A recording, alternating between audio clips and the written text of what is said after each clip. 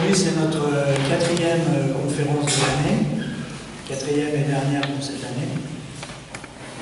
Et pour la première fois, nous la faisons ici, justement pour satisfaire une revendication, si on veut, de beaucoup de gens qui se plaignaient que Athis-Mons c'était loin, il faut conduire la nuit, il y en a qui n'ont pas de voiture, etc. Donc, ici, ça résout tous ces problèmes. C'est comme si on venait à la messe, c'est la même distance. Voilà. Et ça me fait plaisir de voir du monde parce que, en fait, c'est ça qui fait vivre notre académie. S'il n'y a pas de public,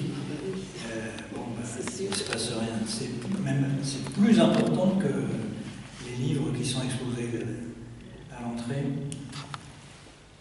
Alors ce soir, nous accueillons Madame Anne Juranville. Je vous remercie d'accepter notre invitation. Merci de m'avoir invité.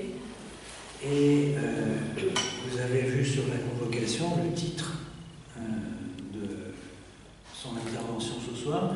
Demain sera-t-il féminin?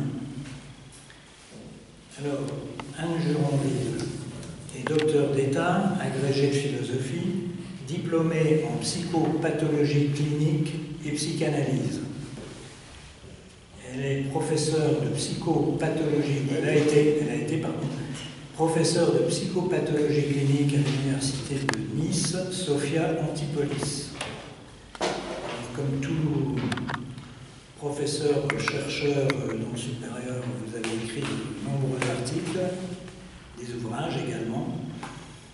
En particulier, La femme et la mélancolie aux presses universitaires de France en 1993, La mélancolie et ses destins, mélancolie et dépression en 2005. En 2015, vous avez écrit Fatalité du féminin. Et en 1981, Art et folie chez Virginia Woolf. C'était ma thèse de oui. doctorat. C'est pas publié. Je l'ai noté. J'ai fait une chose sur Virginia Woolf, mais pas ça. Alors la conférence de ce soir, le titre complet c'est Demain sera-t-il féminin? Indifférence et différence des sexes, ce que l'art enseigne à la psychanalyse.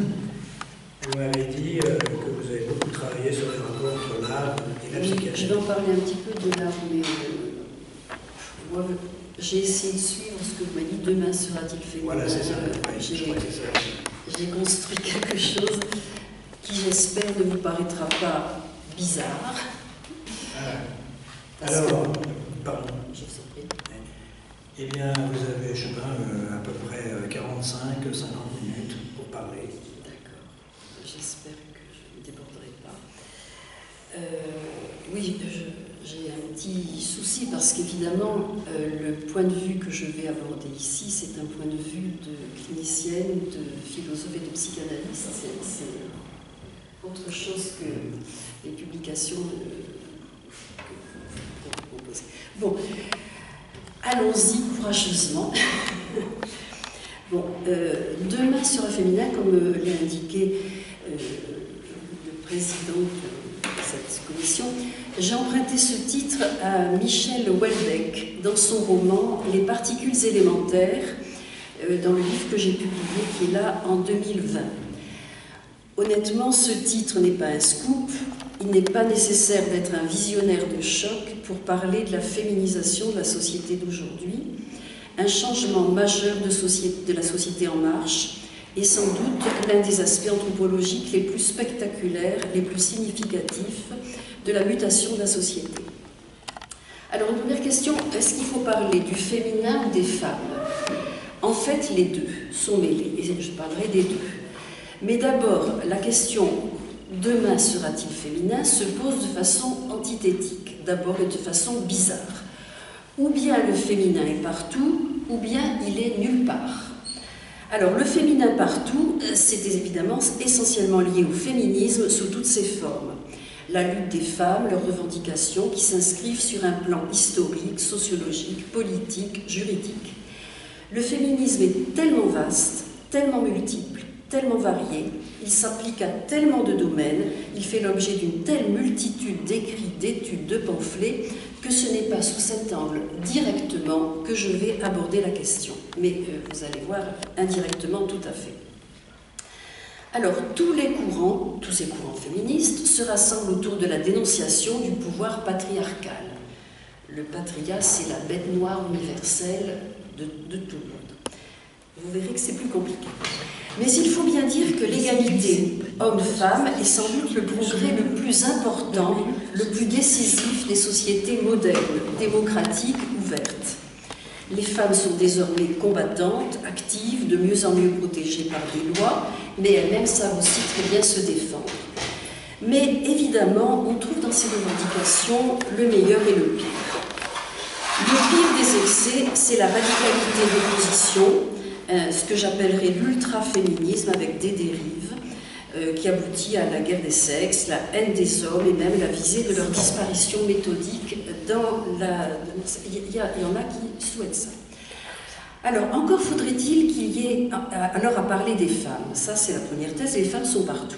Mais il y a une deuxième possibilité, les femmes ne sont nulle part.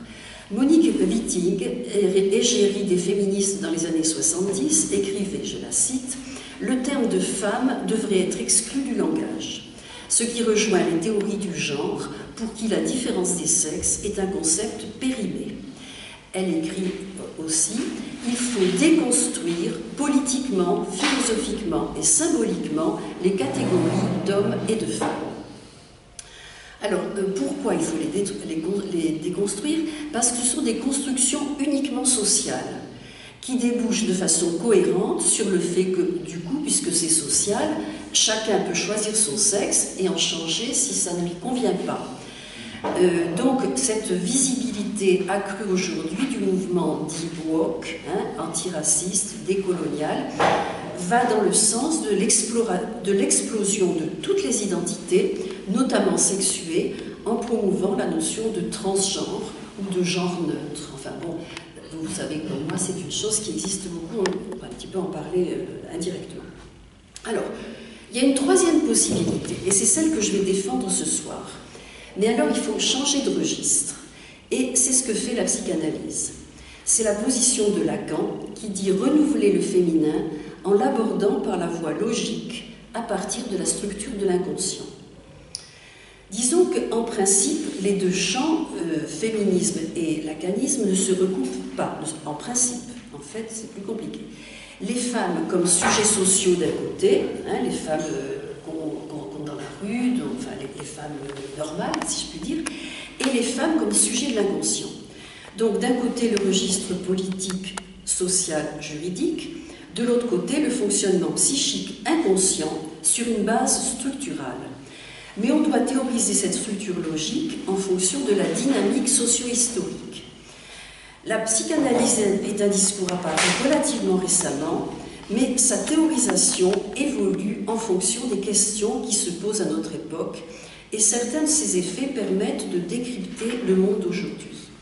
Donc c'est un petit peu ambitieux, mais je vais essayer de répondre à la question en quoi le féminin, et le féminin notamment tel que je vais l'aborder à partir du lacanisme et de l'inconscient, en quoi il détermine un certain nombre de positions sur le féminin dans la société.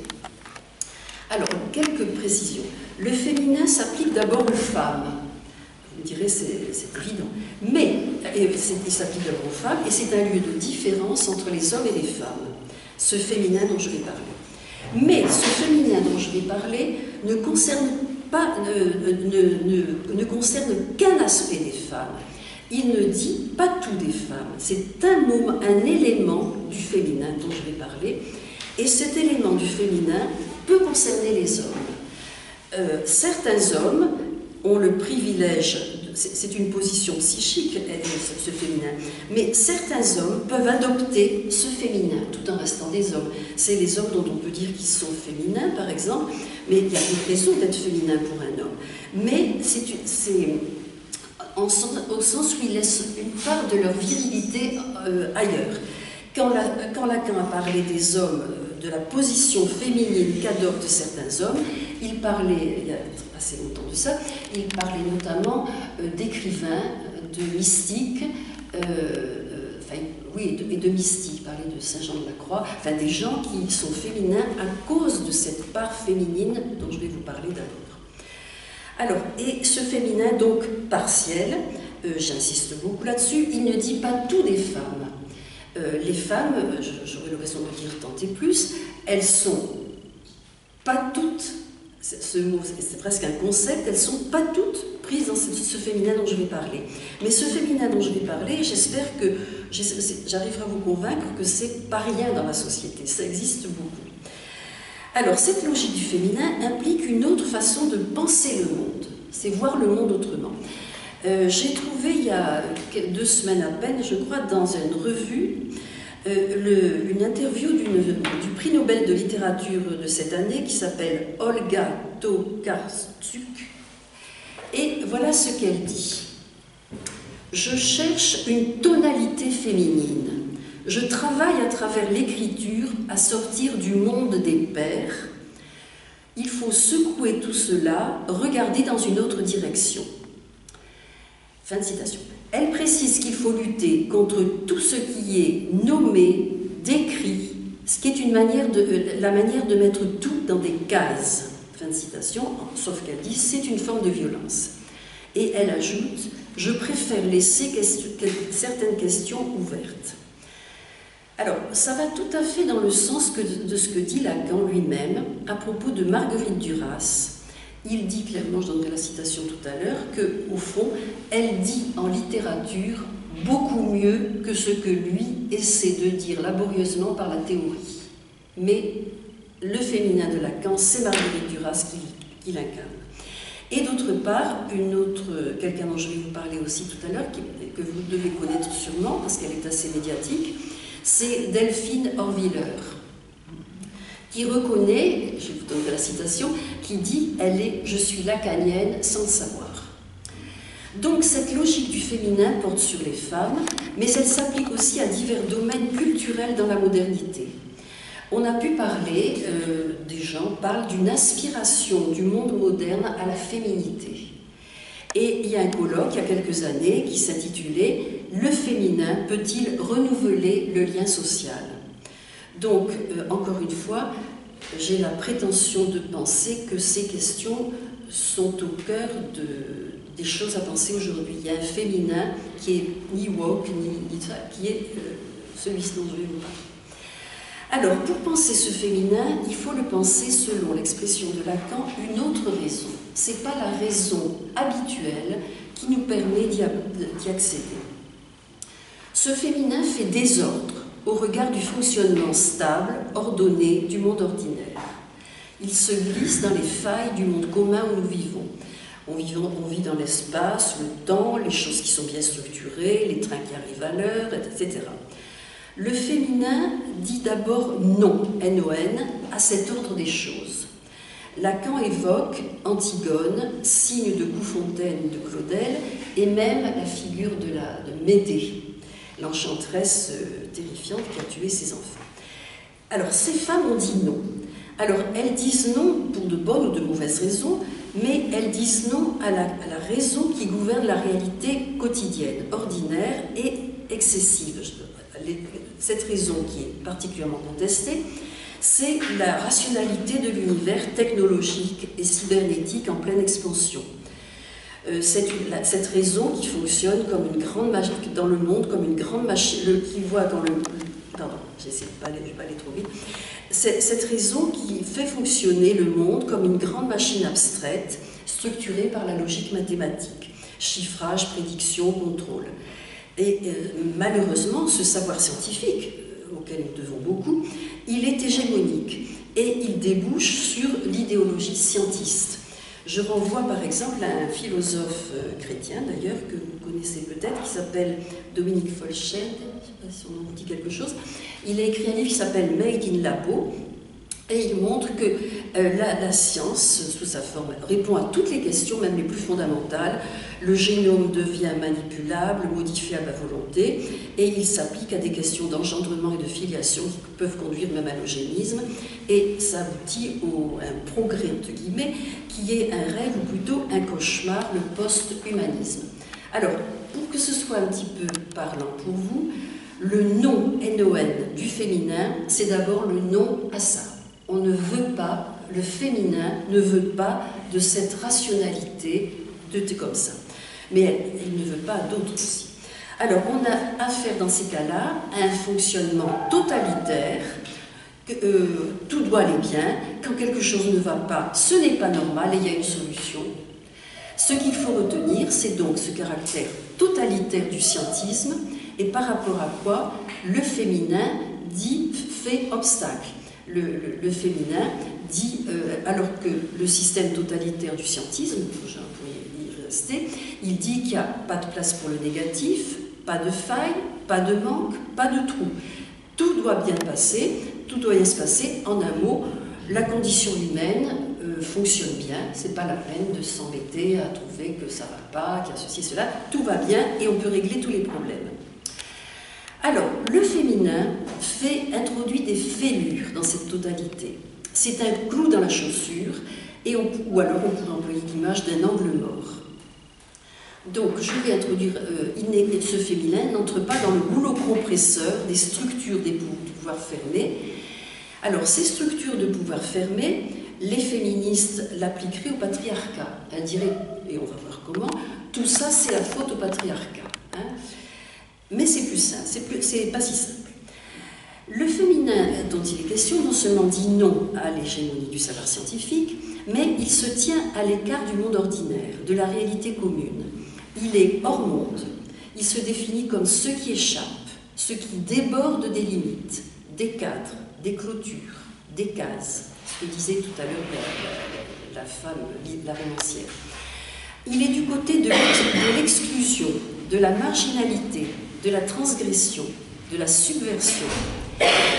Il est du côté de l'invisible, de l'ailleurs, d'une autre scène. Il est aux confins, aux lisières du monde ordinaire. En un mot, il déborde le réseau du système du langage qui quadrille le monde. Cette zone psychique hors monde couvre un large éventail.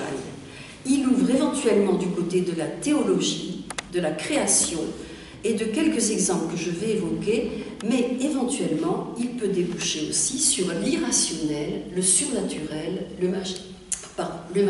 Je parlerai un petit peu du magique aussi tout à l'heure. Du magique qui a beaucoup de sens aujourd'hui, c'est très à la mode. Alors, cette catégorie du féminin concerne évidemment d'abord les femmes au niveau de la structure inconsciente, et c'est là qu'elle se différencie des hommes, c'est ce que j'ai déjà dit. Mais en termes psychanalytiques, si les hommes sont tout phalliques, tout masculin, tout phallique, la femme, elle, est dite pas toute phallique, pas entièrement. Il y a quelque chose en elle qui n'est pas pris dans le système du phallicisme, du patriarcat, diraient les féministes, mais c'est pas, encore une fois, pas tout à fait pareil. Alors, le féminin, pas tout, est devenu un concept, avec le risque qu'on en fasse une formule un peu fétiche. Mais c'est pourtant une notion capitale. Ça veut dire, comme je l'ai évoqué, que les femmes ne sont pas entièrement prises dans le monde quotidien, elles sont autres par rapport aux hommes, elles sont même autres par rapport à elles-mêmes. D'où des formules provocantes de Lacan. Si on les assène comme ça, c'est un peu rude. Il dit « la femme n'existe pas ». Encore une fois, elle n'existe pas toute, mais elle existe par ailleurs. Et de la non-existence dans le monde est associé un privilège, celui de pouvoir éprouver une jouissance particulière que Lacan qualifie de supplémentaire, autre que sexuelle. Elle a une jouissance qui lui est propre. Ces propositions donnent lieu à des analyses très spéculatives qui reposent sur une armature logique assez sophistiquée chez Lacan. Et je me dis que c'est un petit peu audacieux de ma part de me lancer là-dedans ce soir, mais tant pis, je vais essayer de donner des exemples et d'être la plus précise possible. Alors, la première affirmation, la femme n'existe pas. Les femmes existent bien, je l'ai déjà dit tout à l'heure, elles existent bien concrètement dans le monde social.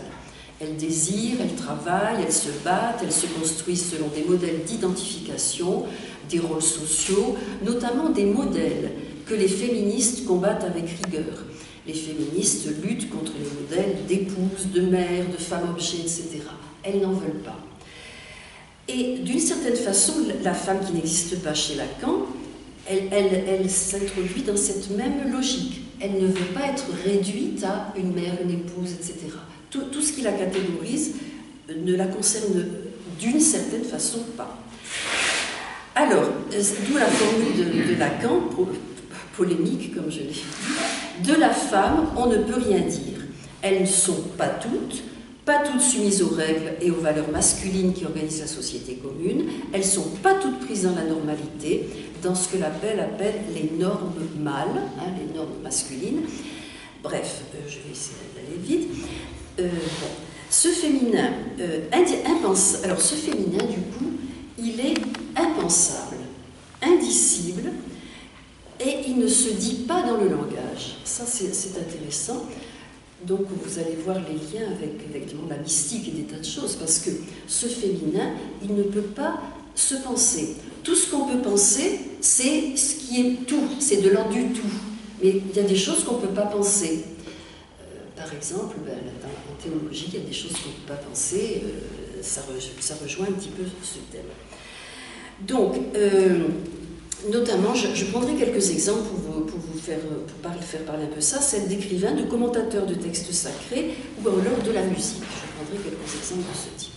Je ne parlerai pas de la mystique, bien que ce soit le sujet par excellence, mais c'est trop compliqué, je ne peux pas tout faire ce soir. Alors, la deuxième affirmation qui découle de la première, c'est que de n'être pas toutes phalliques, les femmes disposent de ce que Lacan désigne par une jouissance supplémentaire. Alors, jouissance est un concept très complexe, auquel Lacan a donné une promotion particulière. Disons d'un mot qu'il définit ce qui est au-delà du principe de plaisir freudien. Le plaisir freudien, c'est la multiplicité des modes de jouissance, la jouissance s'oppose au plaisir parce que lui relève de ce qui est régulé, limité, qui apporte la satisfaction, la satiété, le soulagement. La jouissance, dont il sera question notamment, ce n'est pas le plaisir. Ça peut se rassembler, bien sûr, mais ça porte sur ce qui est en trop. Ça relève de l'excès. Ça relève du trop, de l'excès. Et donc, pour prendre un exemple parlant et pour vous montrer toute l'ambiguïté, je serai amenée à reparler de cette jouissance supplémentaire des femmes qui échappe à simplement la régulation du plaisir sexuel normal.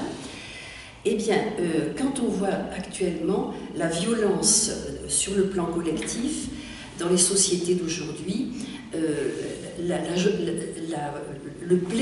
jouissance, justement, qu'il faut dire, collective à tout détruire, tout brûler, blesser et voire tuer. Ça ne veut pas dire que, quand on voit ça, on a besoin du concept lacanien de jouissance, lié d'ailleurs à la pulsion de mort, pour dire que les gens, les émeutiers, ils sont pris dans une forme de jouissance. Mais sociologiquement, ça ne parle pas aux gens, personne ne le dit. Il faut être formé à l'inconscient pour comprendre que casser les voitures, se battre en collectivité, taper sur quelqu'un, on y trouve de la jouissance. Je pense que ça vous parle, j'ai pris cet exemple parce que... Donc, alors, cette jouissance autre, elle est dite par Lacan énigmatique et folle. Et même au point de pouvoir donner lieu à des débordements, des déchaînements qui relèvent du registre de la démesure, sur un mode parfois terrifiant. Et tout le fait qu'elle s'applique aussi bien aux saintes qu'aux sorcières. L'État,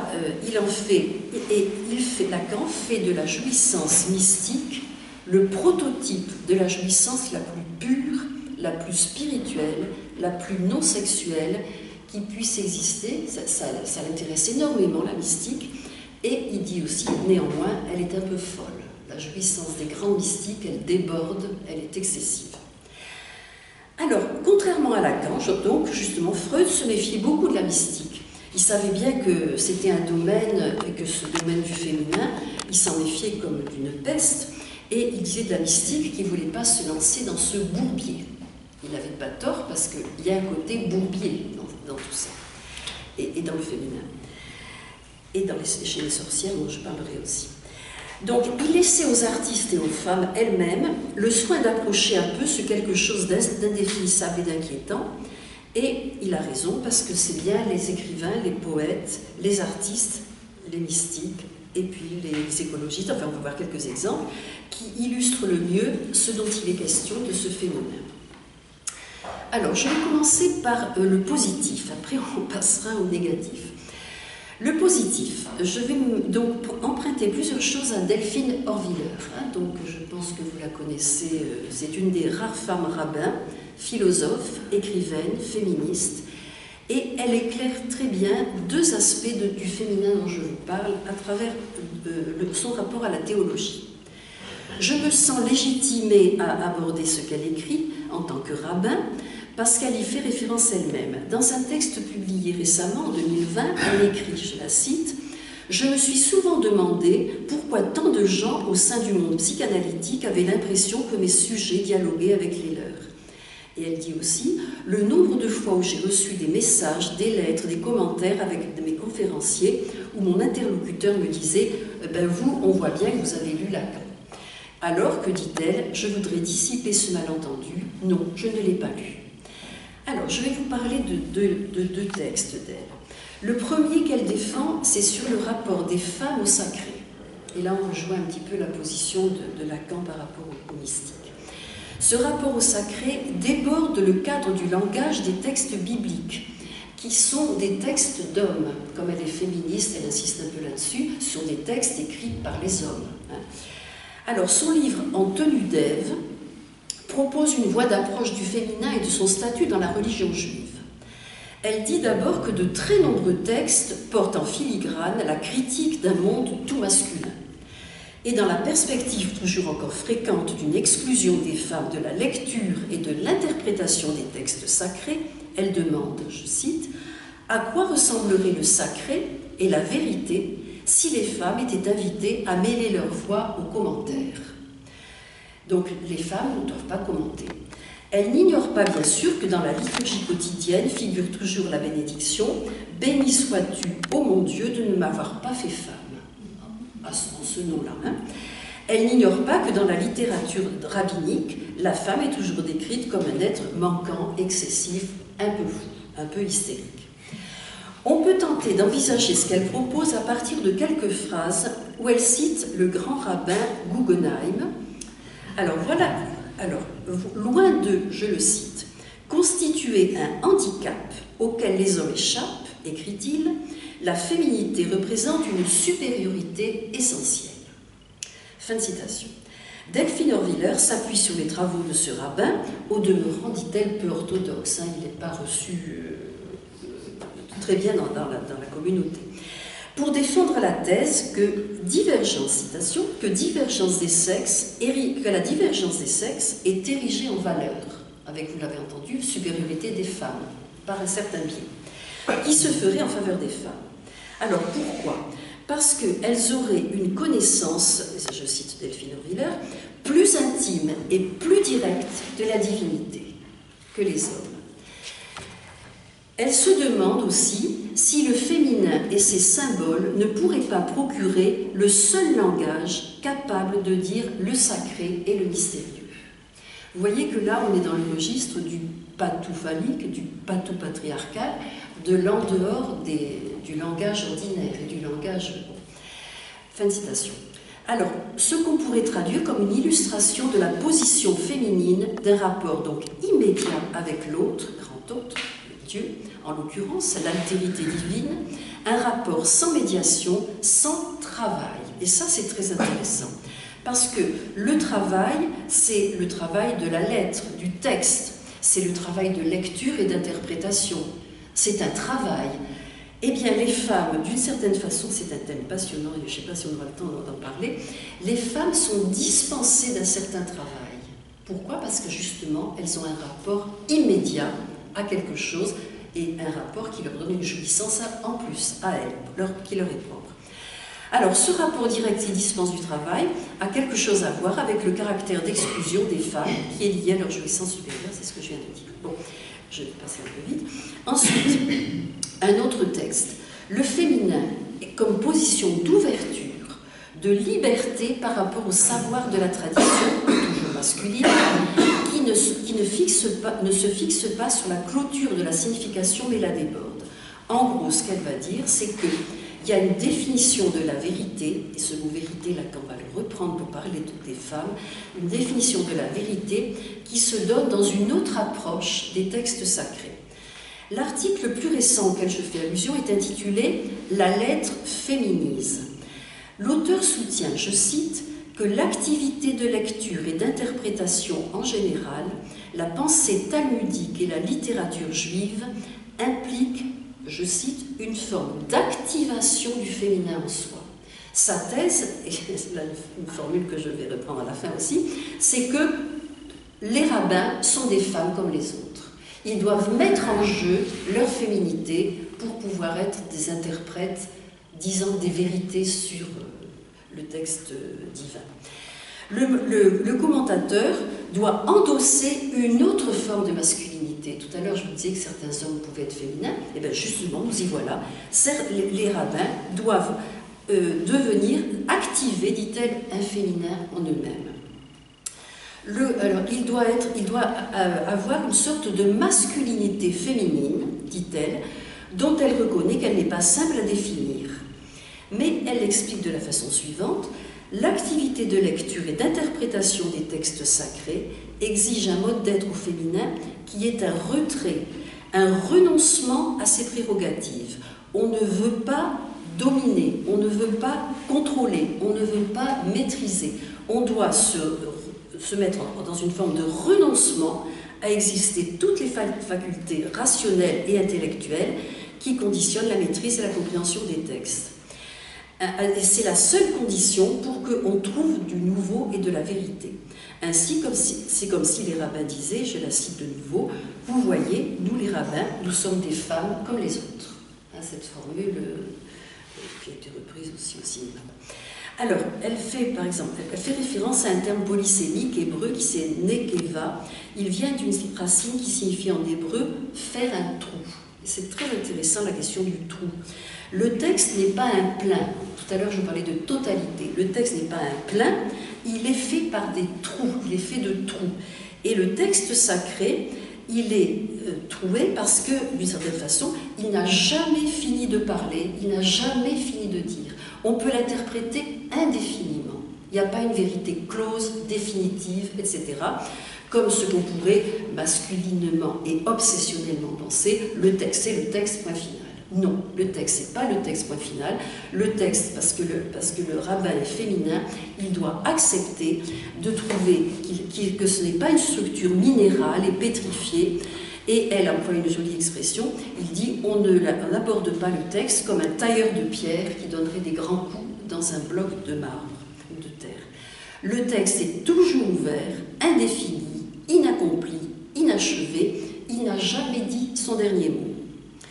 C'est en ce sens que Delphine Orwiller peut écrire « Bien des choses rapprochent le monde de l'exégèse rabbinique et celui de la psychanalyse ». Ce serait peut-être intéressant de se demander si les textes de la chrétien relèvent un petit peu de la même logique qui implique du féminin. Je n'avais pas pensé à dire ça parce que je reste dans le contexte qui est le sien. Alors elle conclut, nos pensées, nos rites considèrent que le féminin est essentiel et que l'homme doit dans sa religiosité l'explorer en lui. Bon, je vais passer un petit peu. Alors, je voudrais vous donner quelques exemples très concrets encore de ne pas, quand Lacan dit la femme n'existe pas, quelque chose de la femme n'existe pas. Vous avez bien compris que ce n'est pas le tout. Hein. Alors, qu'est-ce que ça veut dire ne pas exister?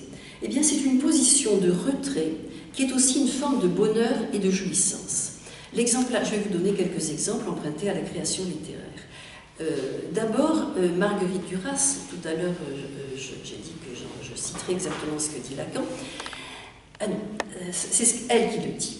Voilà, elle illustre Lacan. Elle dit « À mesure que j'écris, j'existe moins. L'histoire de ma vie n'existe pas.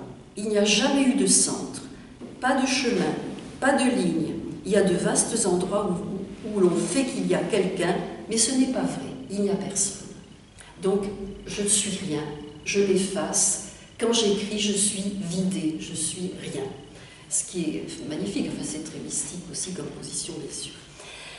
Virginia Woolf, de son côté, clame le bonheur de ne pas exister dans l'écriture et de laisser tomber comme des peaux mortes ces haillons que sont les multiples moi qui constituent notre personnalité. Tout à l'heure, on parlait des modèles, être femme, ceci, cela, actrice, comédienne, prof, que sais-je. On laisse tout ça tomber et on n'est plus rien. Et dans ce plus rien, on trouve du bonheur. Alors cet aspect, vous verrez qu'il y a des conséquences dans le monde contemporain, mais dans tous les sens. Cet aspect du rapport au monde, marqué par l'effacement du moi, se traduit par un goût de la marginalité, un bonheur qui est consentement aux choses, l'attrait de l'évasion, le goût de l'errance, l'aspiration à la solitude, au silence, tout très présent chez des personnages féminins de l'œuvre romanesque de Pascal Quignard. Je pense notamment à deux romans qui sont Les Solidarités mystérieuses ou Villa Amalia. Et je vais reparler de Pascal Quignard dans un instant. Il pourrait se situer dans la suite de La Fugitive de Proust, ces titres très évocateurs, ou La Vagabonde de Colette. L'étrangeté fantaisiste de l'écriture ensorcelante de l'univers romanesque de Marine Diaye, je ne sais pas si vous connaissez aussi cet auteur, Marine Diaye, elle est très significative de ce que j'essaie de dire là. Ce sont des personnages décalés, fuyants, opaques, secrets, qui glissent hors de la réalité ordinaire. Des femmes absentes à elles-mêmes. Alors, il peut s'agir d'héroïnes ordinaires plongées dans la rude quotidienneté des temps modernes, mais aussi des figures souveraines de femmes puissantes. Elle a écrit un livre qui s'appelle « 3 femmes puissantes ». Or, le passionnant de ces 3 femmes puissantes, c'est que si elles sont puissantes, c'est qu'elles sont impuissantes, en fait. Si vous comprenez la logique de ça. Et pour montrer que ces femmes puissantes, comme La Chef, vous l'avez peut-être lu aussi, le livre qui s'appelle La Chef, qui est le roman d'une femme qui est une magnifique gastronome, et elle est passionnée par la gastronomie, et à la fin à un moment, elle reçoit une étoile supplémentaire. Donc c'est une reconnaissance mondaine extraordinaire, sauf qu'elle vit ça comme une véritable catastrophe. L'expression de La Chef, donc elle vit ça comme... voilà, un grand malheur était arrivé. Il faut le faire, on est dans le paradoxe là. Dans le monde moderne, on essaie toujours d'avoir des tas de récompenses, des tas de choses qui nous valorisent. Et bien là, ce féminin où je n'existe pas, on est heureux parce qu'on n'a rien et que ce qui arrive ne fait pas plaisir. Alors, la deuxième modalité heureuse des formes de détachement se vit dans le registre de la vacuité, au sens de faire le vide. L'expression « prendre le large » a été explorée par divers auteurs contemporains. Le laisser-être, l'abandon positif, le consentement, l'acquiescement à la disparition des frontières, cela caractérise ce que Catherine Millot, psychanalyste et écrivain très cotée, très connue dans le monde psychanalytique, a tenté d'approcher dans ses livres. Elle s'est passionnée, elle aussi, par les femmes mystiques, et elle applique le titre « La vie parfaite » à des femmes mystiques d'hier, ou même plus proches que ça de nous. Je renvoie à son étude passionnante consacrée à Jeanne Guyon, à Simone Weil et à Etty Hillesum. Elle explore aussi pour son propre compte, sous le titre « Abîmes ordinaires », je la cite, la même expérience humaine fondamentale qui enseigne à prendre appui dans le défaut de tout appui, à ressaisir son être à la pointe de son annihilation. C'est bien dit, hein, je crois. Ça veut dire être heureux dans le fait de n'être rien. Alors, un tel éloge du non-être est une position féminine qui existe dans toutes les cultures, et certains, comme je l'ai déjà dit, certains hommes peuvent l'occuper. je n'y reviens pas. Je voudrais citer quand même quelques hommes d'aujourd'hui, des poètes d'aujourd'hui, ou des écrivains, comme Christian Bobin, François Scheng et tant d'autres. Je ne sais pas si vous avez lu ces auteurs, mais c'est des auteurs qui illustreraient tout à fait ce que je suis en train de vous raconter. Voilà, on rejoint là encore Delphine Erwiller. Voilà, je passe. Alors, sur Marguerite Duras, je serai très brève, parce que, quelques mots seulement. Dans un article sur le roman bien connu de Marguerite Duras, qui s'appelle « Le ravissement de Lolwestein », Lacan écrit « Marguerite Duras s'avère savoir sans moi ce que j'enseigne », ce que je vous disais tout à l'heure. Elle sait mieux que moi ce que j'ai à dire. Et il avise notamment ce qu'elle arrive à saisir autour du terme, du titre de son livre, du mot « ravissement ». Alors, qu'est-ce qu'elle enseigne de vrai sur le rêve féminin? Eh bien, c'est à la fois complexe et très équivoque. À la fois, elle écrit à partir de son propre vide, mais en même temps, elle écrit, tout à l'heure je parlais des textes sacrés d'Erwiller, là, elle écrit ce qu'elle dit elle-même, des textes troués. Alors, son texte, si vous l'avez lu certainement, vous saurez qu'il est très particulier, son style est très particulier. C'est un style fait d'ellipses, de silences, de fragments, de blancs, de coupures, d'espaces vides. Bref, une écriture trouée. Bon, et donc, à la fois, elle écrit à partir de son vide, je le disais, et elle écrit sur du vide. Mais c'est tellement plus compliqué le cas de Marguerite Duras, et ça illustre aussi tout un autre aspect de la négativité du féminin selon Lacan, qu'il faudrait du temps pour en parler. Alors, je voudrais prendre un texte que j'aime beaucoup, de Pascal Quignard, qui propose une approche de la jouissance propre aux femmes. Alors, là aussi, tout à l'heure, on parlera peut-être aussi de la différence des sexes, mais là, vous comprendrez bien qu'on est dans la différence homme-femme, même s'il y a des hommes qui peuvent être féminins, d'accord? Et même si c'est très souhaitable que beaucoup d'hommes soient féminins, et qu'il est souhaitable que des femmes soient masculines. Bon. Alors, Pascal Quignard a écrit un livre qui s'appelle « La leçon de musique », consacré au compositeur Marin Marais. Et il propose de saisir quelque chose du supplément, du fameux supplément dont parle Lacan, dont bénéficient les femmes, ce surcroît de jouissance inscrit dans le corps humain des femmes, dans le corps des femmes. Il propose d'en cerner un aspect fondamental à travers la musique, et plus précisément la voix. Il insiste d'abord sur la dimension mélancolique de la musique, qui procure une jouissance extrême, mais équivoque. Par exemple, Jouve parlait de la musique de Mozart et disait qu'elle enchante, mais qu'elle est baignée, je le cite, dans la présence inéluctable de la mort. Il disait quand on écoute Mozart, c'est merveilleux, mais on sent la mort. Ben, c'est tout à fait juste.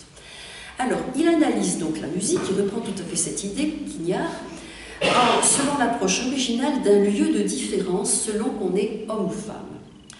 Tout enfant, le mot enfant, infance en latin, ça veut dire celui qui ne parle pas encore. Hein. Tout enfant qui ne parle pas encore, tout bébé, tout nourrisson, quel que soit son sexe, conserve sur un mode nostalgique les traces sensorielles de son rapport originaire, fondamental, archaïque au corps de la mère.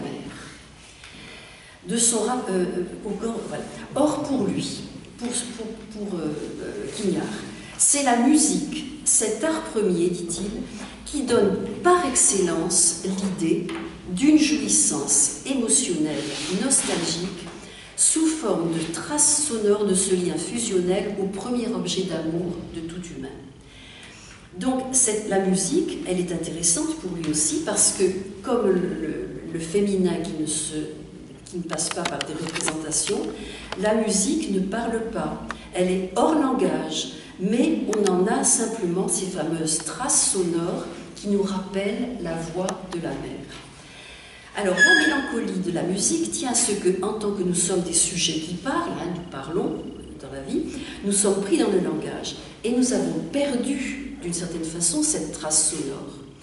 Et pourtant, on peut la retrouver dans la musique, comme je viens de dire, mais la musique, en tant qu'elle est devenue une œuvre, c'est-à-dire structurée, composée, écrite. Ce qui l'intéresse, c'est la voix comme pure matière sensorielle, ce qui reste du corps d'avant le langage, ce qui est à jamais perdu. Alors, cette voix, eh bien, elle est complètement perdue quand on est un homme. Elle est perdue par les hommes. Non, excusez-moi, j'essaie d'aller vite et je vais aller calmement. Elle est perdue pour les hommes comme pour les femmes. Chacun de nous entre dans le langage, entre dans la vie sociale, entre dans la vie et perd cette nostalgie impérissable de ce qu'était le premier objet d'amour, le corps du premier objet d'amour, notre mère, et sa voix, notamment sa voix. Donc, les femmes comme les hommes perdent ça, sauf qu'il y a une différence majeure. Et c'est ce qui permet de situer la jouissance, quelque chose de la jouissance supplémentaire des femmes. La différence tient à ce que cette perte corporelle n'est pas radicale chez les femmes, elle n'est pas totale. Le féminin, le corps féminin, conserve quelque chose, cette empreinte sonore, qui leur donne une position, un privilège exorbitant selon l'auteur. Chez les petites filles, en continuité biologique avec le corps maternel qu'elles prolongent, elles sont dans le prolongement du corps de la mère, et elles en héritent, la rupture demeure seulement partielle, et elles conservent en elles quelque chose de la voix, de l'origine, et elles en font quelque chose d'extraordinaire, elles en font le chant.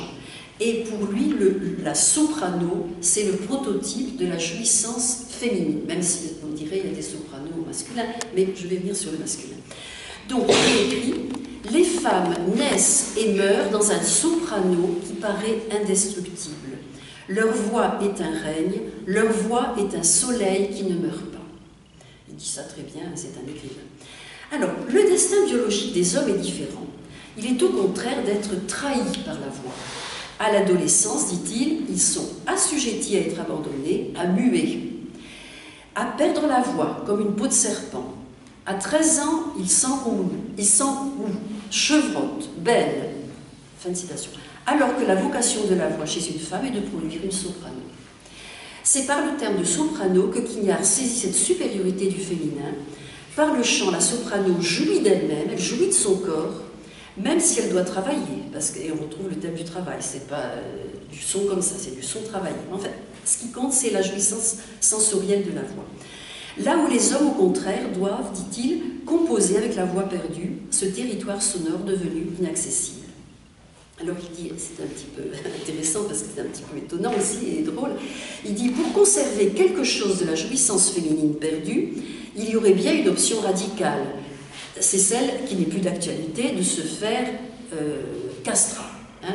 Enfin, c'est plus trop à la mode. Mais deux destins plus communs s'offrent aux hommes face aux défaillances de la voix. Ou bien ils y suppléent à l'aide d'instruments. Donc, ils ne chantent pas avec leur corps, mais ils chantent avec les instruments, si on peut dire. Ils sont foncièrement des virtuoses, ils se font virtuoses. Ou alors, ils ont une autre option, c'est de composer de la musique. Mais là encore, composer de la musique, vous voyez qu'on se retrouve sur le même plan que lire les textes de la Torah, c'est que lire les textes. La musique, c'est un texte, c'est de l'écriture. Est-ce que je me fais bien comprendre? Donc, c'est la même chose. Il y a le texte biblique, qui est un texte masculin. Il y a la composition musicale, qui est foncièrement masculine, même si, bien sûr, les hommes et les femmes y accèdent à égalité. Mais si on va aller jusqu'au bout de ce qu'il dit, je trouve que c'est intéressant pour essayer de comprendre quelque chose que les femmes ont en plus des hommes.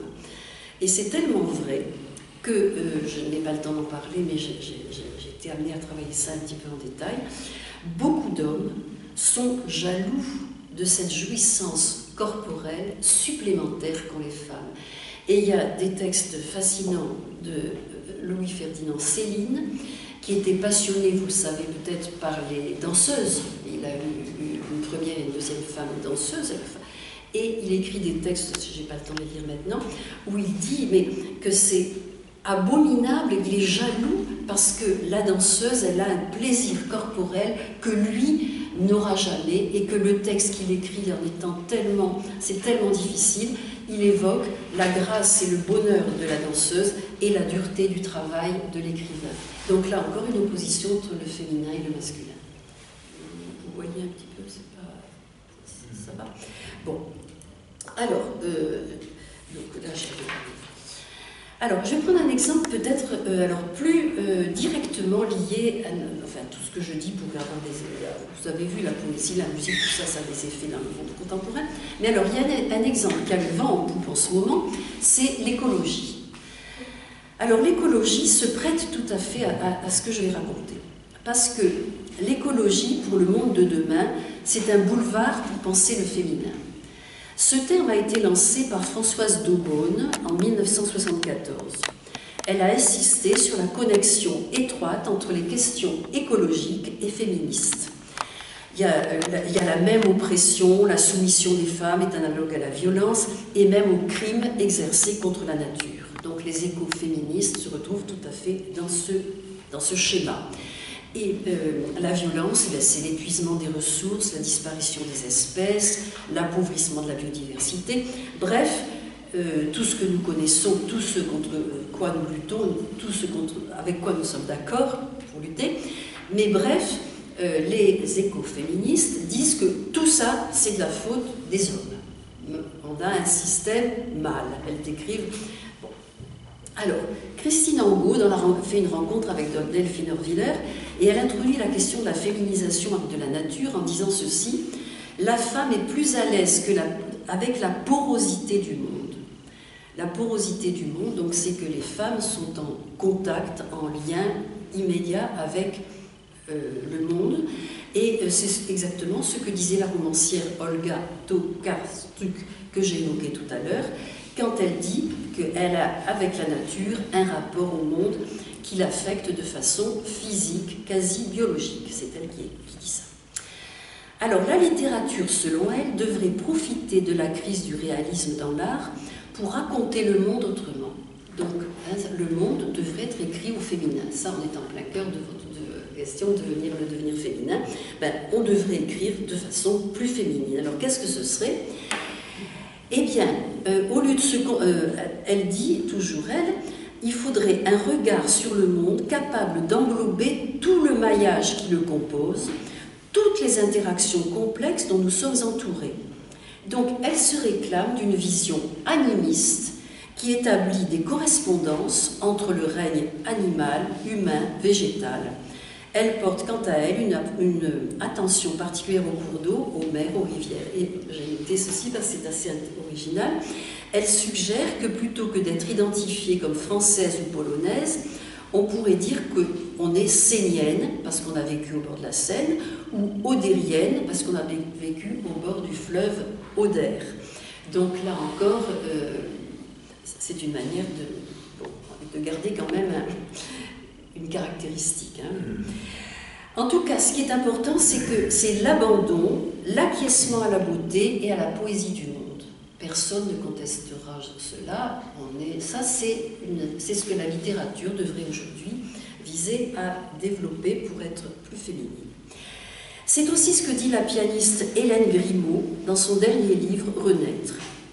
Elle dit qu'elle ne se sent ni sorcière ni fée, mais les deux à la fois, et les deux à part entière. Sorcière pour l'intuition profonde que j'ai du monde animal et du monde végétal, avec lesquels elle dit avoir une sorte d'instinct et de complicité. Vous savez qu'elle est très proche des loups, enfin bon, ça va tout à fait dans le sens de ce que j'essaie de dire maintenant. Elle dit qu'elle a une sorte d'instinct, de complicité, de pacte fraternel, tout ça c'est des citations, avec tous les vivants. Et elle dit aussi que la révélation de la vie passe par l'effacement du nom. L'effacement du nom, c'est le retrait dont on a parlé déjà tout à l'heure. Alors, ces deux artistes expriment avec justesse, dans les termes du féminisme, l'horizon progressiste d'un état du monde qui contesterait l'ambition de Descartes. Descartes qui clame « il faut se rendre maître et possesseur de la nature ». C'est une affirmation masculine et que les féministes déclareraient tout juste tiré d'un cerveau patriarcal. Bon, mais sous un angle psychanalytique, les choses sont un peu différentes. Selon la logique du féminin, on ne peut qu'aller à la fois tout à fait dans le sens de l'écoféminisme qui en appelle à une autre vision du monde, plus féminine, je l'ai déjà dit, mais cette nouvelle vision féminine consisterait à mettre en question les cadres phalliques, dont je viens de le dire, scientifiques, rationnels, que j'ai évoqués au début, afin de promouvoir un état de bonheur, de jouissance. Je voudrais citer pour cette jouissance, Maupassant l'a décrit très bien dans Une vie. Il parle des, je le cite, des adorateurs de la nature, toujours citation, où vie, lumière, terre, pensée, plantes, roches, hommes, air, bêtes, étoiles, dieux, insectes en même temps, création au plus fort, produirait sans but, sans raison et sans fin dans tous les sens et dans toutes les formes à travers l'espace infini. Alors c'est intéressant, je vais noter tout à l'heure l'expression sans but, sans raison et sans fin, parce que ça pose problème. Alors Maupassant décrit là très bien une forme de bonheur panthéiste et une certaine vision cosmique de, je le cite encore, la création contenant tous les germes, la pensée et la vie se développant en elle comme des fleurs et des fruits sur des arbres. Fin de citation. Mais il faut noter l'expression de Maupassant, la création entrevue sans limite et toute puissante.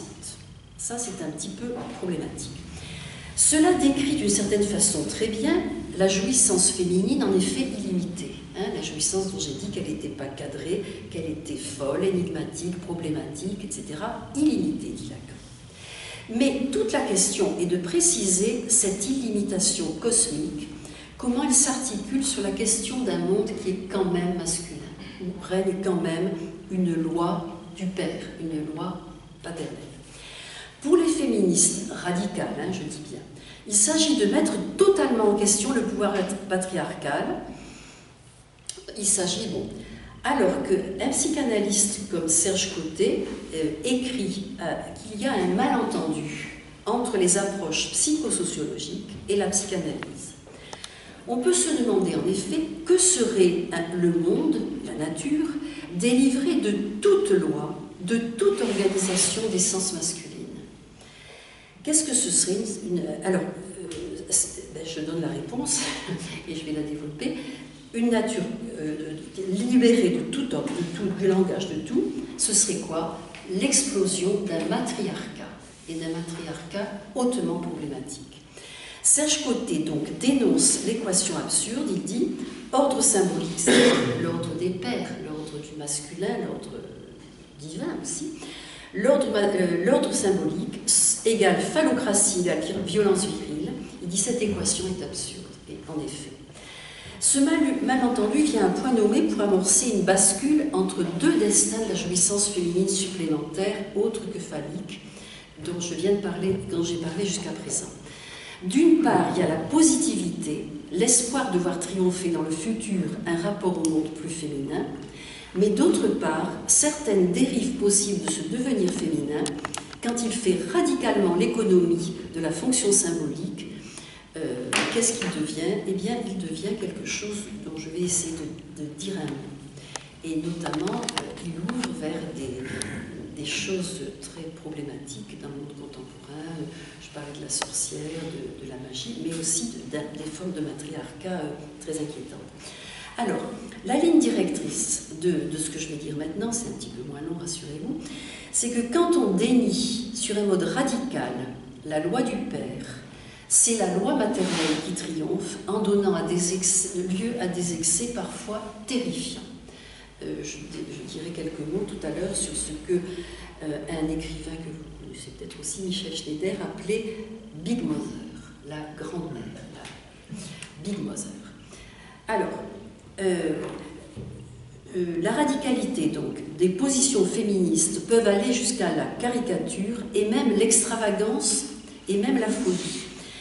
Par exemple, Valérie Solanas est une femme, je ne sais pas si vous avez entendu parler d'elle, elle est assez connue dans le monde féministe, dont elle est une égérie, mais dans les années 70 aux USA, elle a écrit un pamphlet extrêmement violent où elle disait carrément qu'on s'acheminait vers une supériorité biologique des femmes et que les hommes allaient progressivement être éradiqués. Ça se fait lentement, mais inéluctablement, ça va arriver, il n'y aura plus d'hommes bientôt.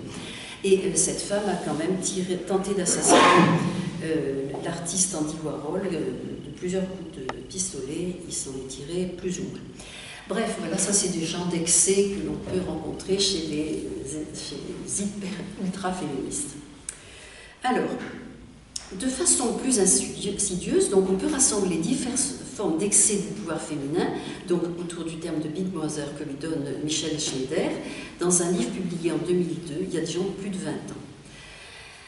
Alors, le problème un petit peu, c'est que dans la société dans laquelle nous sommes, où le féminisme a tellement triomphé, et je m'en réjouis, encore une fois, je redis que c'est un progrès extraordinaire de notre modernité, mais du coup, on a tendance parfois à trouver qu'on ne peut rien dire des femmes, parce que dès qu'on dit quelque chose contre les femmes, eh bien, on est du côté du patriarcat, et surtout, on est coupable. Je vous renvoie à un livre de Pascal Bruckner, qui a écrit un livre assez amusant, qui s'appelle « Un coupable presque parfait », où il défend un petit peu la position des hommes par rapport aux excès hégémoniques des femmes, qui voudraient avoir tous les pouvoirs. Alors, autour de Big Mother, donc je voudrais reparler de une dérive de l'écoféminisme. Dans une divinisation de la nature mère, fantasmée comme libérée de la loi paternelle. Alors, je me répète, la volonté de réenchanter la nature est évidemment souhaitable et nécessaire. Et du point de vue de la psychanalyse, le bonheur panthéiste constitue une figure du devenir féminin qui s'accommode parfaitement avec la dimension psychique d'illimitation qui définit la jouissance supplémentaire des femmes. Ainsi, quand Hélène Grimaud évoque, on ne peut que lui emboîter le pas quand elle dit que l'écologie, c'est un rapport charnel, incarné, maternel à la nature. Et le mot maternel, justement, il faut un petit peu s'y arrêter. Car le fondement de ce rapport maternel dans le cadre d'un écoféminisme radical est équivoque. Si toute la faute est rejetée sur le patriarcat, et si on ne veut plus entendre parler de la loi des hommes, le risque est de jeter le bébé avec l'eau du bain en confondant justement violence patriarcale et ordre symbolique. On aboutit alors à une forme de néo-matriarcat qui se revendique d'un retour à un néo-paganisme fondé sur le principe du grand tout qu'est la nature avec un grand N divinisé. On peut retrouver là ce qu'avait évoqué Freud du matriarcat à propos des origines de l'humanité. Il évoque une période d'avant l'advenue des trois grands monothéismes qui correspondent à l'organisation du monde selon le monothéisme correspond à l'organisation du monde selon les lois du langage, de la raison, du logos. C'est-à-dire que c'est une loi paternelle qui est pacifiante, qui protège contre les excès, la confusion et la violence du règne de la toute-puissance sacrée de la mère nature. Un penseur comme Rudolf Otto, qui est très connu pour son livre sur le sacré, a exploré les multiples modalités du rapport au paganisme sacré, principalement à travers la souveraineté absolue des idoles primitives, sauvages, destructrices, qui exigeaient des sacrifices sanglants. Ces divinités redoutables, Freud en parle aussi, mais beaucoup, Astarté, Diane des Éphésiens, etc. Et il dit, je cite Otto, il dit « Elles possèdent la plénitude de l'être et elles sont l'objet suprême en face duquel le moi perd toute conscience de son néant, prend toute conscience de son néant. Au fond, devant cette nature magnifique, qu'on retrouve un peu dans la sauvagerie des contes de fées aussi, moi je ne suis rien et tu es tout. » Alors, il y a un rapport avec le néomatriarcat revendiqué par les féminismes radicales. Il donne une sorte de... Oh là là, 5 minutes. J'avais pourtant des choses sur le monde contemporain à dire. C'est indispensable. Je vous ne laissez pas un petit peu plus. Hein, ce ne sera pas très long, hein, à moins que vous voyez qu'on arrête maintenant. Je termine sur une chose ou deux simplement. Hein. Donc, je laisse tomber un certain nombre de choses. Oui, je voudrais quand même vous citer donc Michel Houellebecq, dans les particules élémentaires, parle, lui, de l'émergence, c'est exactement dans la même perspective, je le cite, d'une nouvelle espèce d'humain ayant dépassé l'individualité, donc on est dans le transgenre, hein, l'idée d'une humanité qui veut plus de différence. Il n'y a plus d'hommes et des femmes, tout le monde est pareil, tout le monde peut choisir son sexe, etc. Et il dit, donc renoncer à son individualité, ça veut dire s'épanouir, je le cite, dans un répugnant mélange fait d'attraction pour les pensées traditionnelles et le sacré, hérité de sa filiation avec la mouvance hippie, l'idéologie bavarde et confuse sous l'appellation de New Age. Donc c'est ça, on retrouverait toute cette dimension-là dans un risque. Donc je passe, voilà, donc dans un monde sans barrières, débarrassé de toutes les limites, des barrières, des règles, des interdits, des langages. Là aussi je passe, donc il le dit de façon assez glaçante et efficace, je laisse tomber aussi des choses qui allaient dans ce sens mais qui auraient été des citations d'auteurs d'aujourd'hui. D'où, alors oui, peut-être si vous permettez, je voudrais évoquer quelque chose qui est en lien avec ça et qui est propre au monde contemporain, une deuxième dérive d'une forme d'écoféminisme fanatique appliquée au monde d'aujourd'hui. Je voudrais évoquer le passage de l'ésotérisme qui peut faire émerger là aussi des modalités fantasmatiques de la Big Mother dans la magie. On assiste en effet aujourd'hui à un regain étonnant du marché de la magie. Il s'affiche sous le slogan « Les sorcières sont de retour ». Il faut prendre au sérieux ce terme de sorcière qui illustre un aspect du féminisme d'aujourd'hui. Je pense que vous avez tous entendu parler de ça, du livre de Mona Chollet, qui a été vendu en des milliers d'exemplaires, qui évoque la puissance invaincue des femmes. Elles étaient avant victimes, évidemment victimes au moment des grandes persécutions des sorcières entre le XIVe et le XVIIe siècle. Bien sûr qu'elles ont été victimes, mais aujourd'hui elles apparaissent comme le côté le plus rebelle, le plus triomphant du féminin d'aujourd'hui. Et les thèmes liés à la sorcellerie, si vous faites un peu attention, vous retrouverez dans les livres, les films, les articles, des romans de revues spécialisées, des réseaux sociaux. Le hashtag Witch, qui est un qui veut dire, qui vient de l'américain, la sorcière, etc.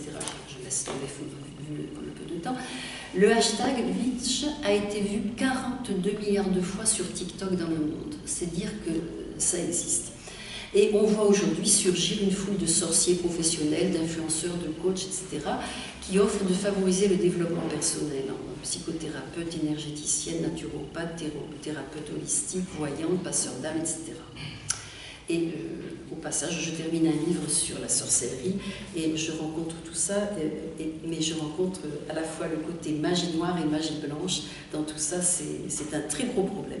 J'ai simplement retenu, et je m'en tiendrai là, que ce monde, le lien avec l'écologie, il est explicite, je ne vais pas vous montrer que je ne dis pas n'importe quoi, c'est que ce mouvement est né aux États-Unis, il y a le mouvement sorcière, est né aux États-Unis dans les années 60, et il est étroitement associé, il se veut association de la sorcellerie et de la nature.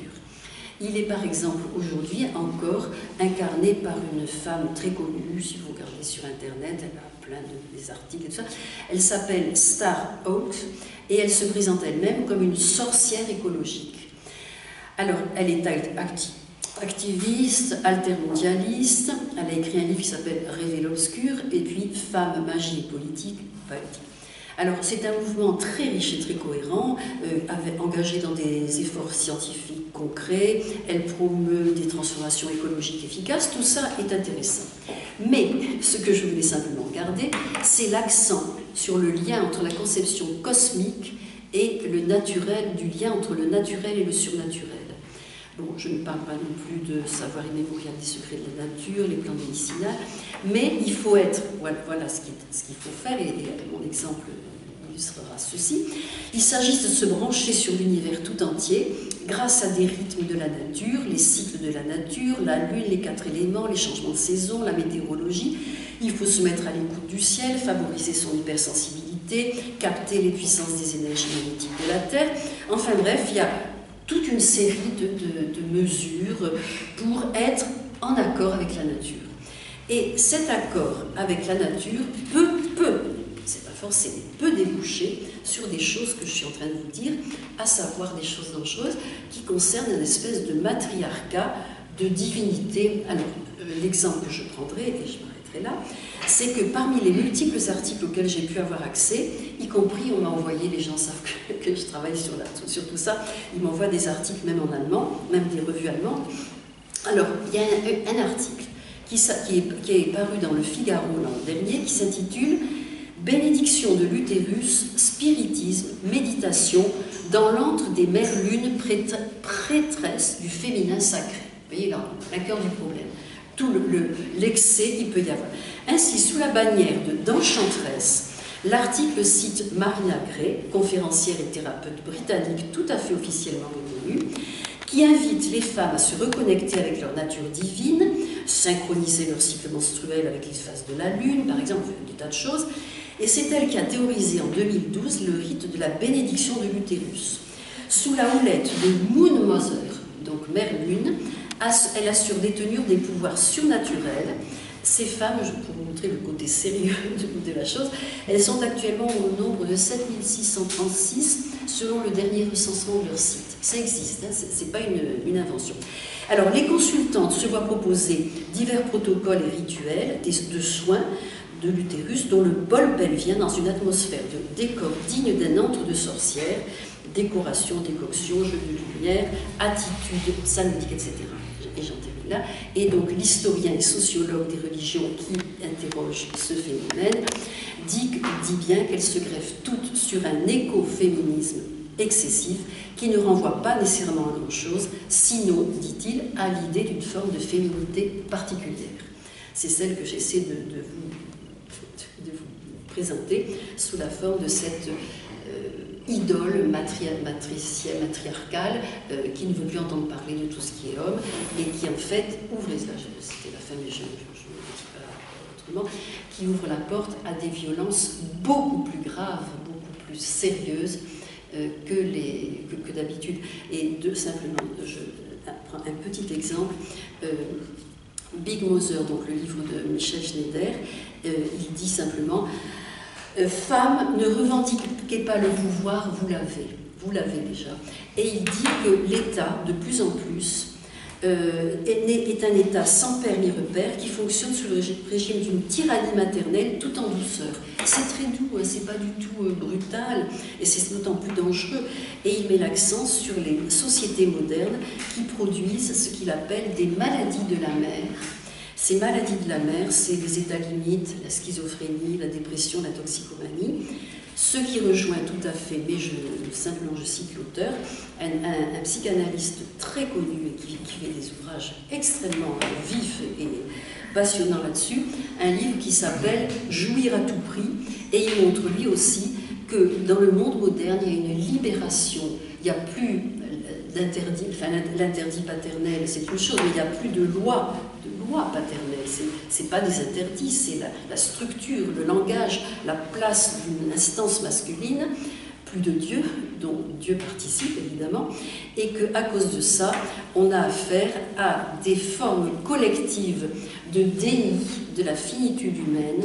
Il n'y a plus de castration, on ne manque de rien, il n'y a plus de trous, je voyais le mot tout à l'heure, il n'y a plus de trous dans les textes de nulle part, on est plein, on peut être guéri si on est malade, on n'a plus de manque, bref, l'humaine condition eh bien, a disparu parce que, et ça donne place à ce qu'il appelle donc des jouissances sans limite sous toutes ses formes, l'état dépressif, la violence, évidemment la violence, tout ça.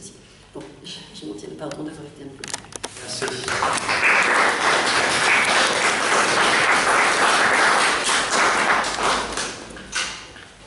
Merci pour cet exposé. Et on va passer à une deuxième partie de la soirée pour des questions, un dialogue avec vous. Et tout de suite, je me posais une question. Est-ce qu'il n'y a pas un peu dans la première partie de votre exposé, est-ce qu'il n'y a pas un soubassement philosophique Bien sûr. qui est... Bien sûr. Ouais, Tout à fait. qui serait la théologie négative? Oui, peut-être bien, on peut l'appeler comme ça. Est-ce que j'ai relevé quelques mots? Tout à fait. Le trou, le manque, la peau de serpent. Oui, non, mais Lacan a lu tout seul. Lacan connaissait bien tout ça, hein, oui, bien sûr. Et il y a des auteurs, des philosophes qui sont pas trop lacaniens, enfin Derrida, j'avais quelques citations, Derrida, Lévinas, disent carrément que, on en parle peut-être aussi, oui, la vérité est femme. Donc dans le monde d'aujourd'hui, la philosophie d'aujourd'hui, elle est féminine, pour répondre à... Oui, tout à fait. Question.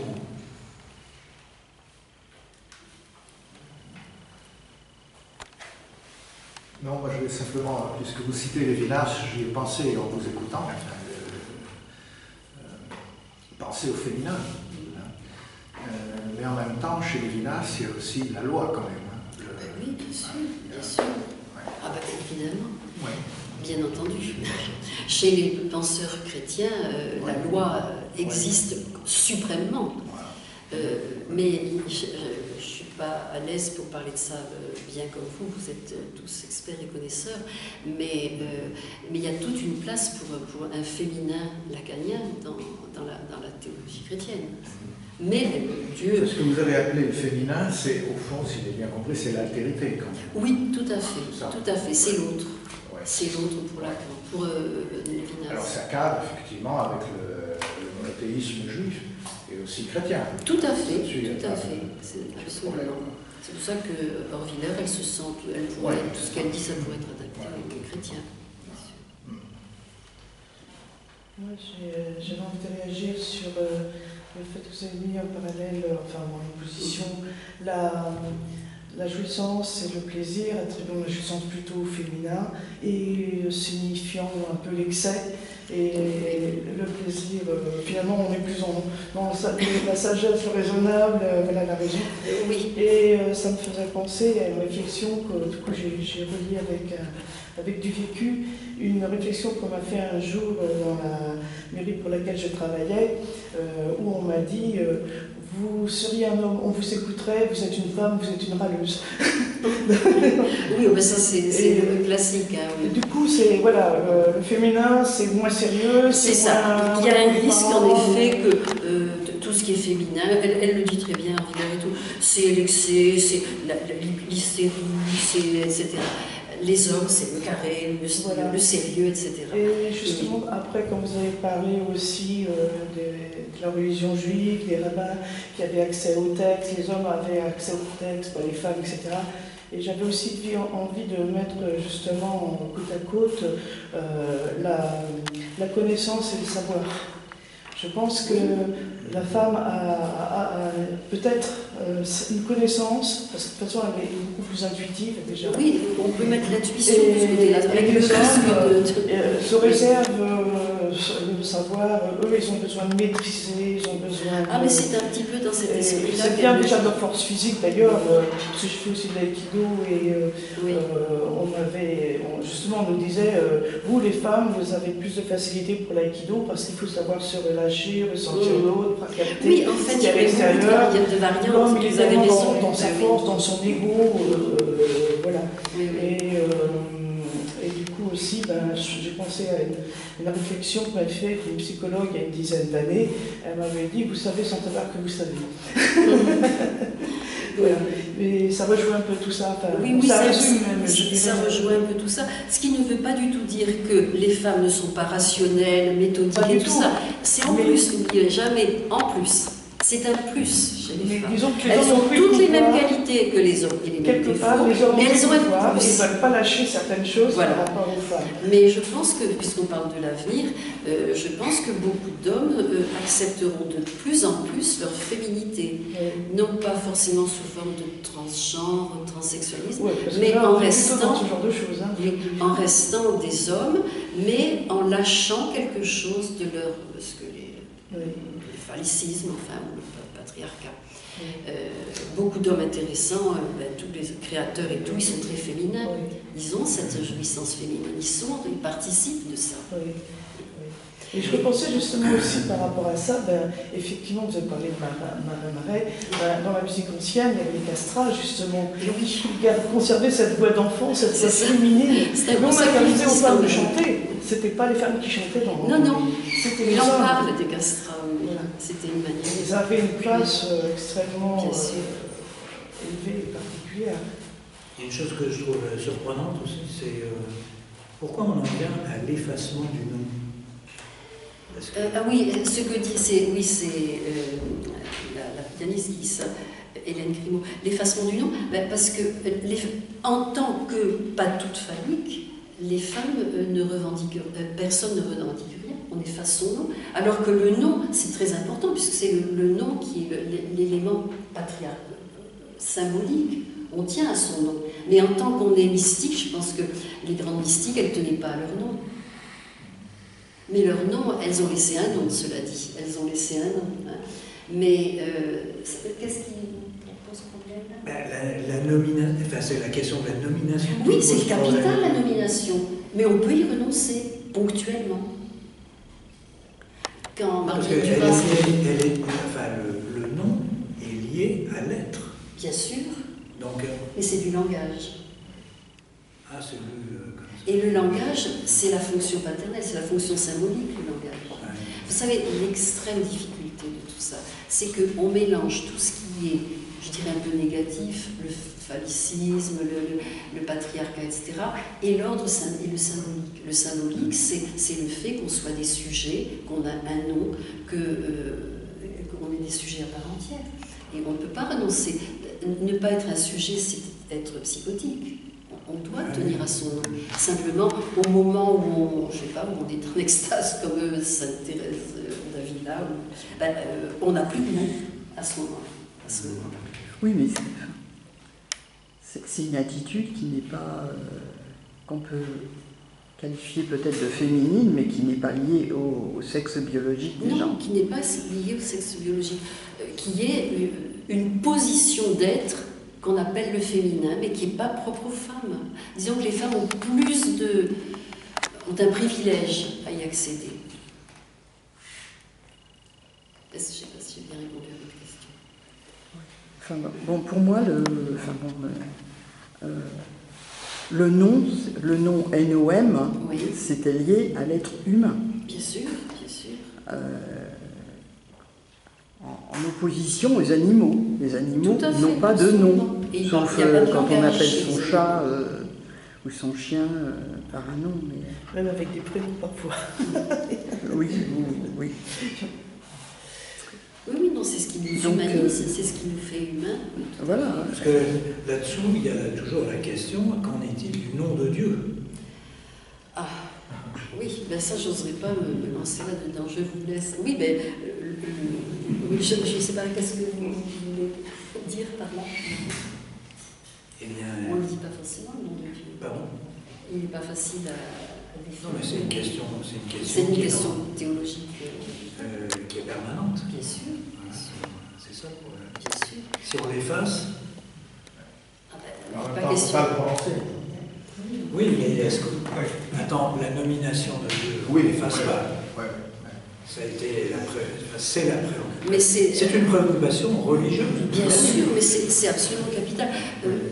L'arrière-plan de mon travail, c'est de valoriser, de maintenir dans un monde qui n'est plus très porté sur le divin, de maintenir l'instance divine qui est le fondement. Mais le danger serait, comme font certains féministes, de féminiser Dieu. Je pense que ce serait une catastrophe. C'est une catastrophe, ça. Dieu, c'est Dieu le Père. Chez moi, j'ai un livre qui s'appelle. C'est Dieu le Père parce que dans les textes qui ont été écrits par les hommes, on a toujours parlé de Dieu le Père, effectivement, mais Oui. Dieu, il n'a pas de sexe en réalité. Ah ben évidemment, mais disons que Saint Jean parle du Père. Oui, Saint Jean. Le père Des apôtres, des hommes. C'est pour Voilà. représenter l'autorité. De toute façon, C'est pour représenter. On est dans une culture méditerranéenne et c'est vrai que le langage lui-même. Oui, là on se il est évident que Dieu est en dehors de toutes ces catégories sexuelles. Les catégories d'ordre identité sexuelle, c'est purement humain. Ça n'intéresse absolument pas le divin. Absolument pas. Ça ne concerne pas. Une question, si je pensais, parce que vous avez évoqué l'idéologie transgenre au début, et en vous écoutant, je me demandais si ce n'est pas justement la négation même de ce que vous avez appelé le féminin. Et bien Parce sûr. que ça abolit la différence. Absolument, ça abolit la différence. Alors que ce que je propose, c'est d'être souple, d'être ouvert, c'est-à-dire que beaucoup d'hommes peuvent être féminins, beaucoup de femmes peuvent être masculines, ils sont masculines, enfin, on s'en est là. Mais il y a une base, on n'est pas tout mélangé, on n'est pas. Et ce que vous avez évoqué à la fin de votre conférence, c'est-à-dire le matriarcat, la mère nature, tout ça, finalement c'est un chaos. C'est absolument. Plus de différence. Plus de différence. J'ai pas eu le temps de dire. Donc il n'y a pas d'altérité. Tout à fait. Il n'y a plus d'altérité, plus de différence. C'est le consensus et c'est une forme d'indifférence. On est dans l'indifférence alors qu'on ne parle pas. L'altérité, finalement, c'est la complémentarité et c'est au contraire justement, je dirais pas la perfection, mais vraiment, on ne peut pas marcher l'un sans l'autre, quoi. Bien sûr. Et vouloir se mettre à la place de l'autre, c'est pas une bonne chose, quoi. Non, mais vous posez une question difficile. Pour Lacan, il n'y a pas une complémentarité, justement, des hommes et des femmes. Il faudrait. Beaucoup de choses sur tous les plans sexuels, sujets, enfin, tout ça, ils sont à égalité. Ils sont pris dans la même logique, enfin, ils sont pareils. Sauf que il y a une différence des sexes. Et les femmes, il y a une différence des sexes, malgré tout. Il m'a dit, ah oui, ce que je voulais dire à propos d'un mot que vous avez prononcé, il insiste beaucoup, Lacan, sur le fait, le mot autre a été prononcé par vous, monsieur, le féminin c'est l'autre. Donc il n'y a pas complémentarité, pour l'homme, la femme c'est l'autre, et même pour elle-même, elle est l'autre. Il y a quelque chose en elle qu'elle ne comprend pas. Et ce qu'il faut savoir, et c'est très important, c'est que beaucoup de femmes ne veulent pas être l'autre, ne veulent pas être pas toutes phalliques. C'est très difficile d'être pas tout phallique. Il faut renoncer, il faut confère les romans de Marine Diaé. Et la femme, un très bel exemple de femme pas toute phallique, c'est dans Trois femmes puissantes, celle qui est comment dire ça, attendez, excusez-moi. Quel est le problème en ce moment? Je suis un petit peu fatiguée, là je trouve plus un mot de base. Elle est exilée, elle est en exil, quel est le mot pour parler des gens qui sont en exil et qui viennent en France? Elle est migrante. Immigrante. Merci. C'est une immigrante et c'est un personnage magnifique, magnifique. Elle est privée de tout, elle n'a rien et c'est l'héroïne. C'est une femme puissante, magnifique. Et pourtant, toutes ses conditions de vie sont épouvantables. On force un peu le trait, mais je crois que c'est important Donc, vous voyez, on est un petit peu loin du transgenre. Mais enfin, on est en plein cœur aussi. Hein, oui, je pense que l'altérité, ça va être l'ouverture à l'autre, être capable de la reconnaissance de l'autre. Tout à fait, de la reconnaissance de l'autre. Et de la reconnaissance à la fois de ce qu'il ou de ce qu'elle peut apporter, mais aussi peut-être de savoir se mettre un peu plus à la place, d'avoir un peu plus la connaissance de l'autre.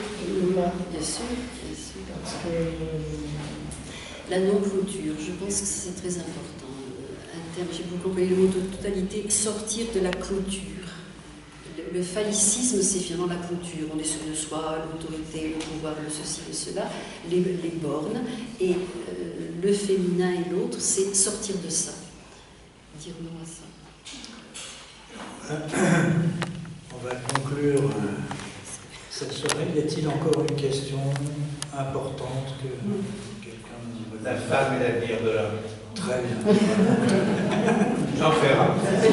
Moi, je voudrais juste faire une petite aparté, mais je vous ai écouté et puis quand même, je vous ai entendu parler de boulevard pour le féminin, pour l'écologie. Oui.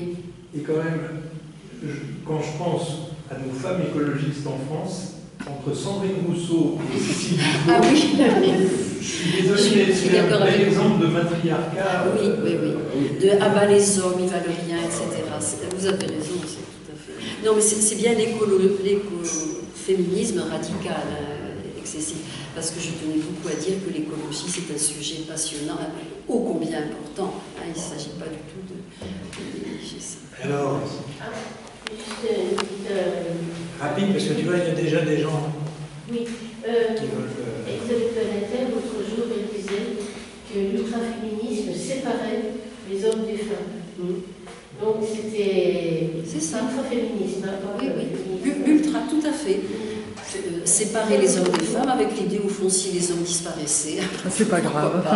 Et ça fait pareil. Il y a certaines personnes qui font pareil aussi, qui sont ultra masculinistes, je pourrais on peut dire, et ça sépare encore plus les Tout à fait. Alors avant de partir, je voulais juste dire que remercier à nouveau notre conférencière de ce soir. Et nous allons reprendre, alors là il va y avoir les vacances, là, nous allons reprendre ces conférences, ces soirées, et elles auront lieu ici, ce qui est beaucoup plus pratique pour faire venir plus de gens intéressés et qui n'ont jamais pu venir jusqu'à présent. Il y a un endroit où vous pouvez laisser une obole. Si Parce quelqu'un que- est intéressé par mon livre, j'en ai quelques exemples. Oui. Donc il y a le livre qui s'intitule Demain sera féminin, point d'interrogation. Voilà, si vous voulez. Donc, Si ça il y a vous quelques intéresse. exemplaires.